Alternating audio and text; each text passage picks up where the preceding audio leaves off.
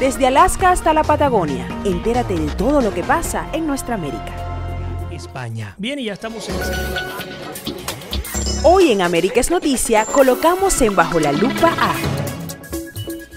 Bien, y bajo la lupa retomamos un tema delicado, un tema sensible, un tema doloroso, y lo habíamos dicho ayer, lo presentamos exactamente de la misma manera y tiene que ver con la crisis humanitaria en Venezuela. Desde ya les invito a todos mis hermanos latinoamericanos que nos escuchan o que nos están viendo, no solamente, digamos, limitarse a conocer qué es lo que está ocurriendo en Venezuela, sino también compartir con nosotros cómo lo ven en sus países. Veo, por ejemplo, que Mónica nos está acompañando desde Paraguay, mi queridísimo hermano, querido colega periodista Ignacio Frenhagen también nos acompaña desde Buenos Aires, Argentina, y siempre con Ignacio estamos intercambiando información, siempre me comparte lo que retrata prácticamente de manera diaria la prensa argentina en torno a la crisis venezolana, así como ellos. A todos ustedes les invito a que compartan con nosotros sus opiniones. A ver, tenemos varias notas, ya ustedes las conocen.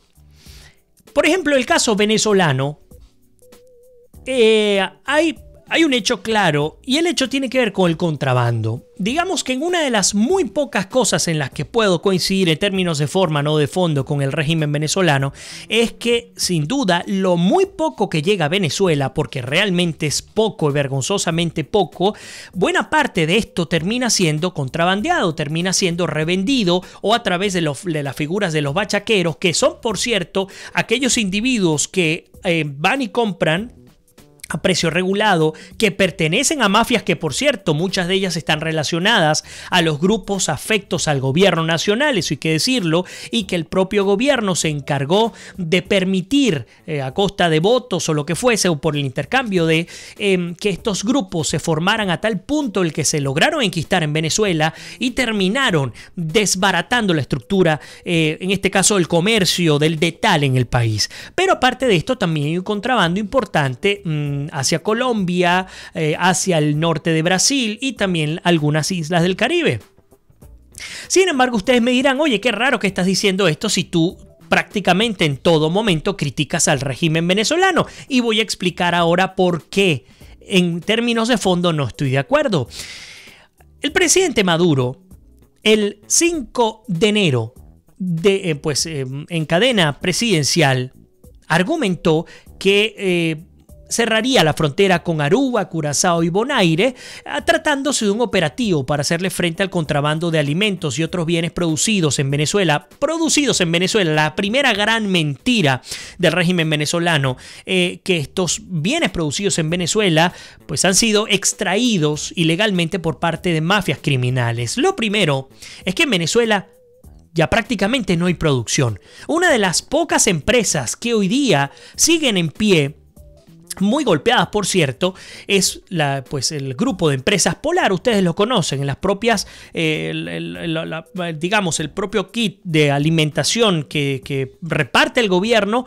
Algunos de los alimentos que produce Empresas Polar está incluido allí, cosa que no tiene por qué ser un problema. El problema en todo caso tiene que ver con aquellas empresas que hoy día deberían estar produciendo el alimento para el pueblo venezolano y que no lo están haciendo. Y no solo que no lo hacen, sino que además la comida que importan, porque en Venezuela llegamos a tal punto en el que hasta el famoso pernil terminó tratando de ser importado, porque ni siquiera eso se logró por deuda con Portugal, $40 millones, habían dicho que era por problemas en la aduana, en fin, lo que ustedes quieran decir. El hecho es que lo que nos preguntamos desde América es Noticia es lo siguiente: si supuestamente hay una mafia de contrabando hacia Colombia y se cerró Colombia, ustedes recordarán, pasó prácticamente un año la frontera entre Venezuela y Colombia cerrada.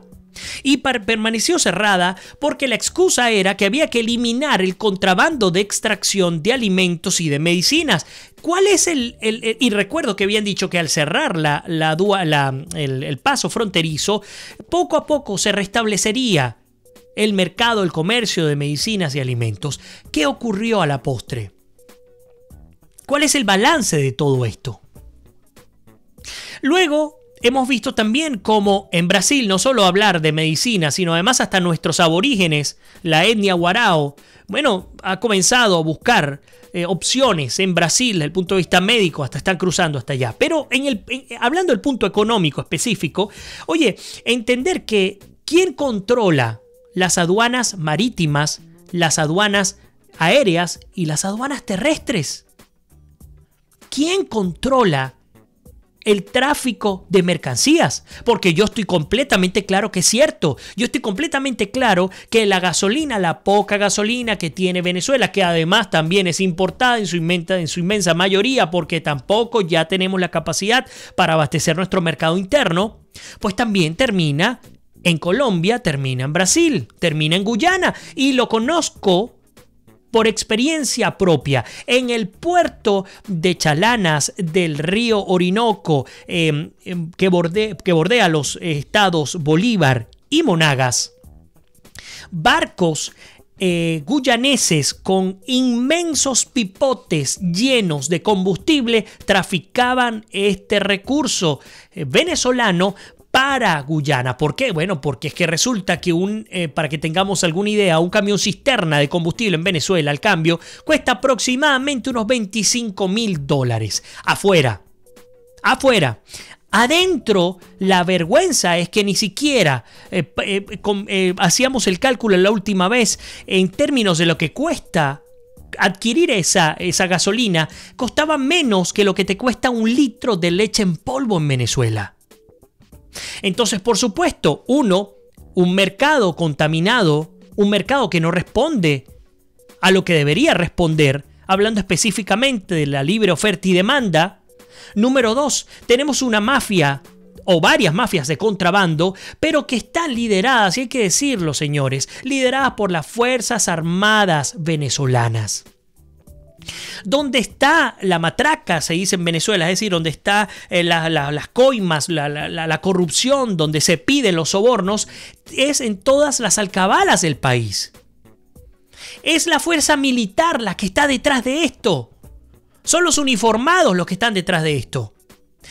Así que créanme que aún cerrando por efectos un poco, digamos, más en términos de show que de fondo, aún cerrando la aduana y aún cerrando las vías aéreas, marítimas, etcétera, con Aruba, con Curazao y con Bonaire, créanme, van a seguir saliendo los barcos de contrabando.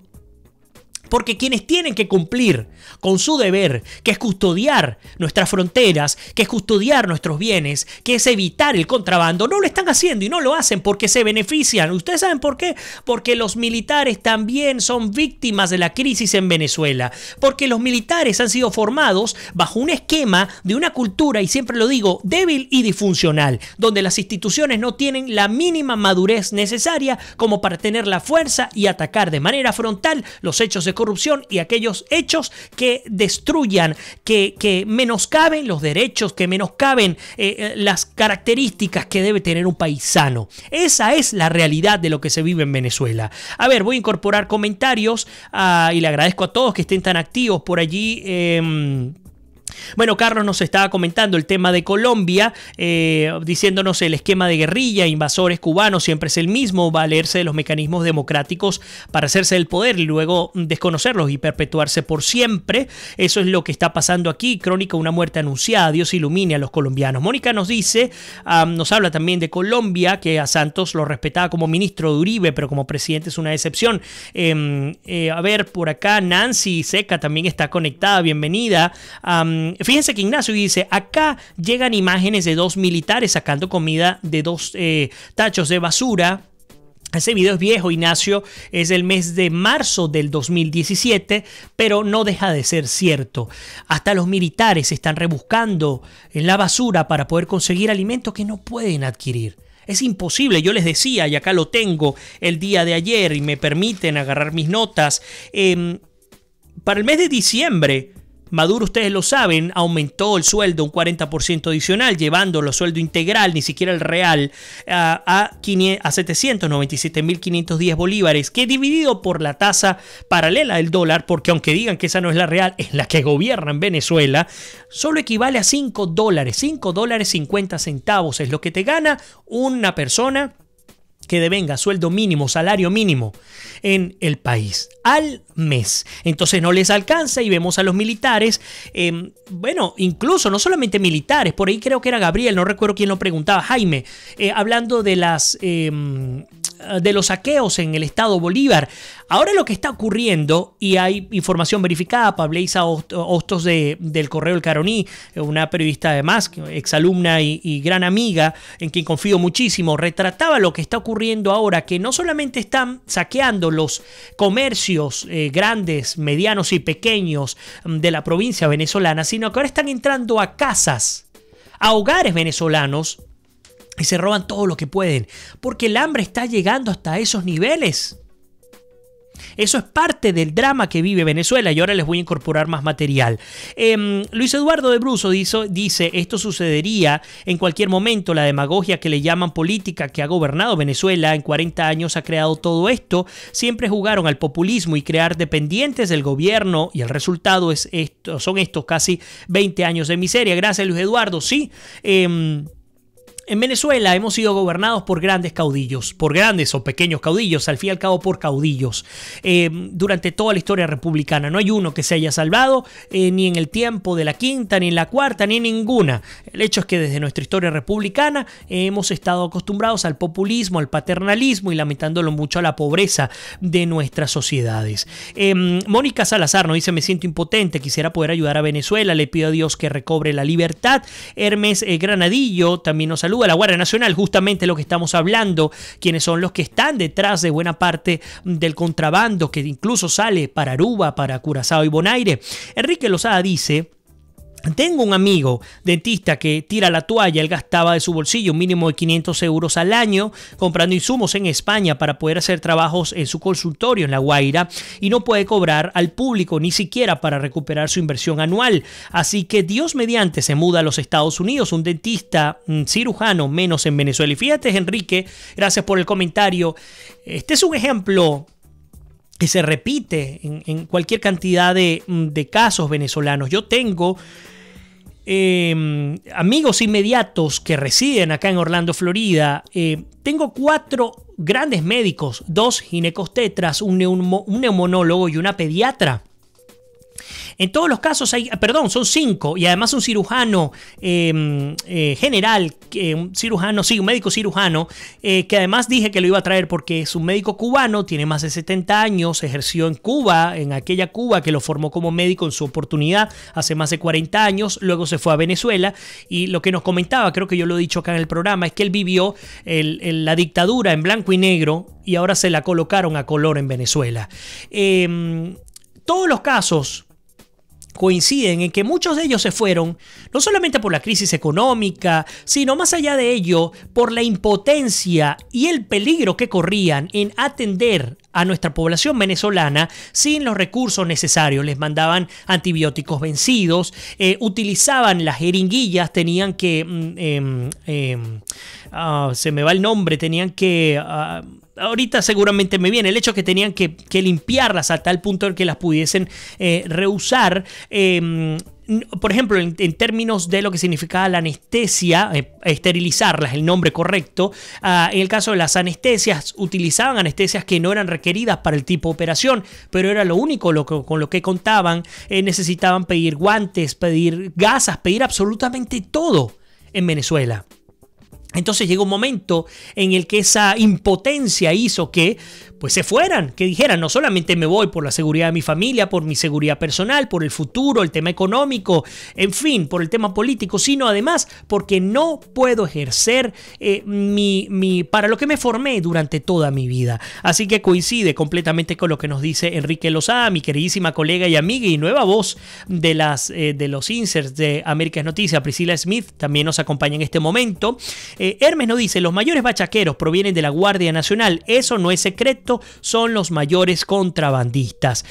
Por eso es que no sube los precios a los combustibles, dice Elías Prato. Iris Hill dice, Venezuela está siendo asediada y Estados Unidos tiene un bloqueo de alimentos y medicina. No hable lo que no sabe, usted está mal informado. Gracias, Iris, por comentarnos esto.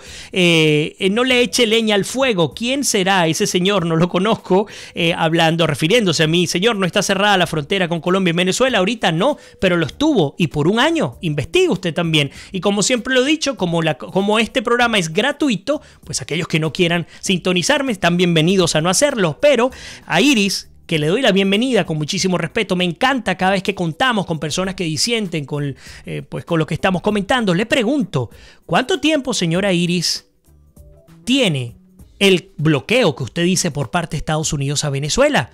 ¿Usted sabe realmente en qué consiste ese bloqueo? Yo se lo puedo decir porque yo lo he tenido que estudiar. La deuda externa venezolana, los principales acreedores de la deuda externa venezolana son estadounidenses y canadienses. ¿Y usted sabe qué compraron, señora Iris? Compraron la deuda de PDVSA, de Petróleos de Venezuela, que la vendieron regalándola en descuento. Si no, pregúntale a Goldman Sachs, que adquirió al 63% de descuento una deuda que en 5 años Venezuela tendrá que pagar 4 veces con la que ofreció en la cantidad de dinero que recibió.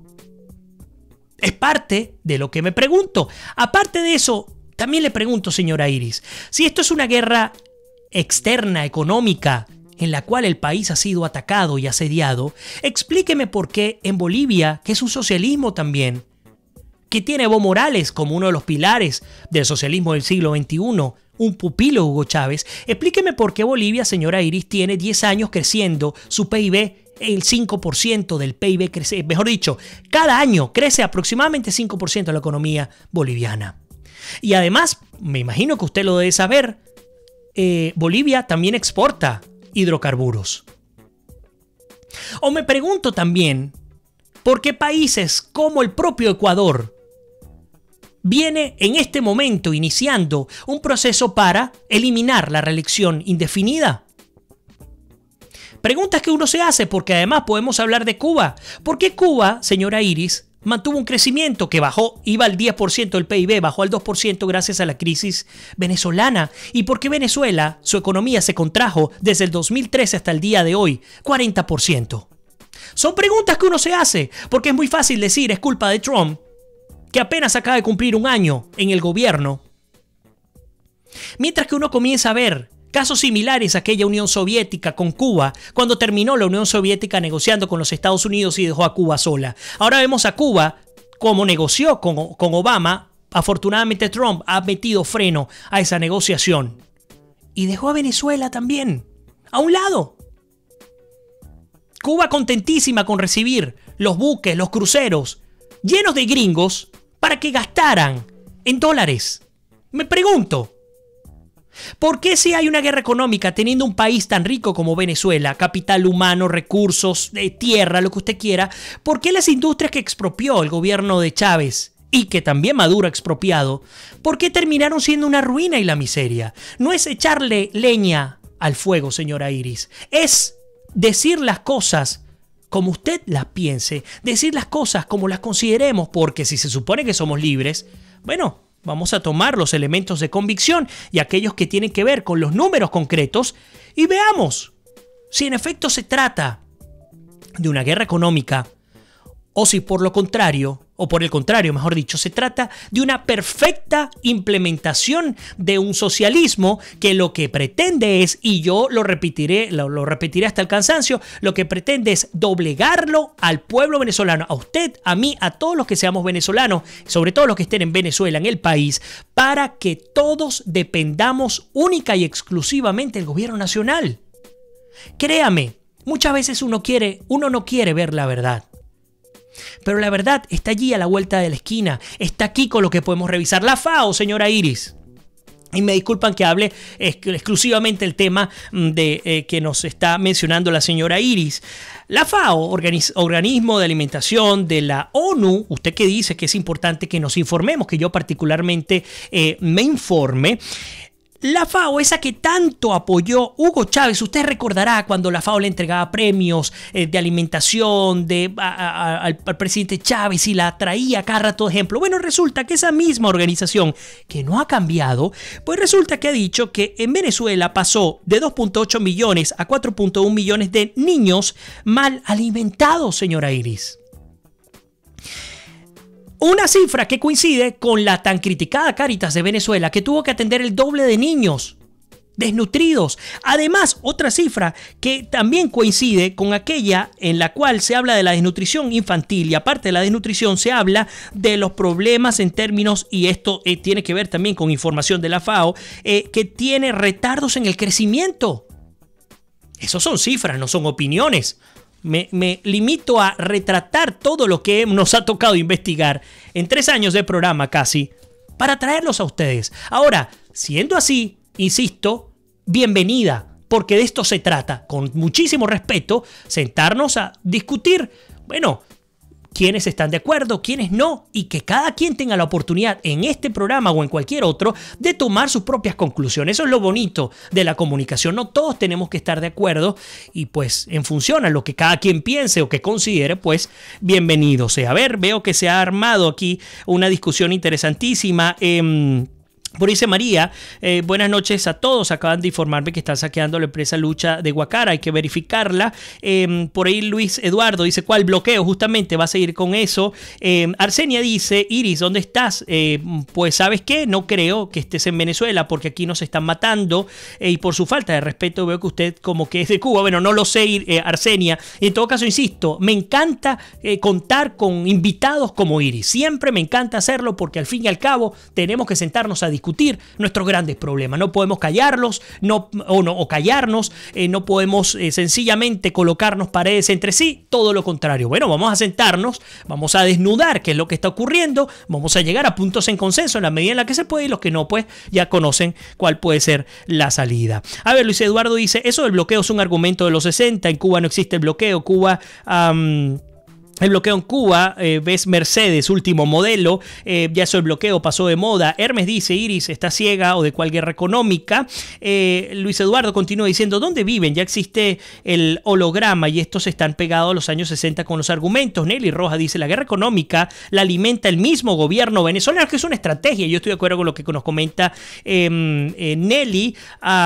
Bueno, María Aguilar nos dice, los que trabajan con el gobierno no ven más allá de la nariz. Dice que Iris le trabaja a PDVSA, dice secretaria principal de contrataciones públicas y PDVSA Gas Comunal, PDV Comunal, nos está comentando el perfil María Aguilar. No importa, aquí lo que importa es que la realidad está a simple vista. Familias grabando videos para salir de Venezuela, pidiendo dinero para salir de Venezuela. Una persona con quien trabajé durante muchísimos años tenía aparentemente unos tumores en los senos. Y esta señora no podía hacerse una mamografía porque reunía de un mes para otro, señora Iris y aquellos que me están viendo, y cada vez que lograba reunir la cantidad iba a la clínica porque en el hospital no se puede hacer, y resulta que ya costaba 4 o 5 veces. Ahora que logró finalmente, después de prácticamente empeñar hasta el carro de hacerse su examen, ahora tiene que ir a un médico, mastólogo, como se llame, y resulta que tampoco tiene dinero para poder cubrir ni siquiera una consulta que vale prácticamente lo que ella gana durante un mes. Eso no es guerra económica. Eso es la destrucción institucional en el país. La muerte de una idea que al principio enamoró a más de uno en Venezuela y que hoy día descubrió ser un gran fracaso que nos costó vida, señora Iris. Este año murieron más de 26.000 personas asesinadas. No disminuyó ni siquiera 1%. Con tantos planes que ha hecho el gobierno supuestamente para atacar el problema de la delincuencia en Venezuela. Y así, lamentándolo mucho, podríamos pasar horas de horas, pero me toca hacer punto final a nuestra edición del día de hoy. A todos les agradezco además, número uno, el debate de altura hemos sido muy respetuosos. Siempre les invito a hacerlo a través de este espacio. Aquellos que no están de acuerdo, atrévanse a opinar. Este es un espacio para que cada quien diga lo que quiera. Es gratis. No les voy a cobrar por escribir lo que quieran escribir. Aquellos que seguramente ya me están escribiendo a través del YouTube, bienvenidos también, agradecido con ustedes. A ustedes que son mis grandes aliados de Facebook Live, también aprecio muchísimo este tipo de programas que son activos, que tenemos oportunidad de discutir. Y espero, por supuesto, que nos podamos conectar mañana, como siempre, a la misma hora y en el mismo lugar. Así que, como siempre les digo, que Dios me los bendiga, se les quiere, se me cuidan y nos despedimos. Será hasta mañana.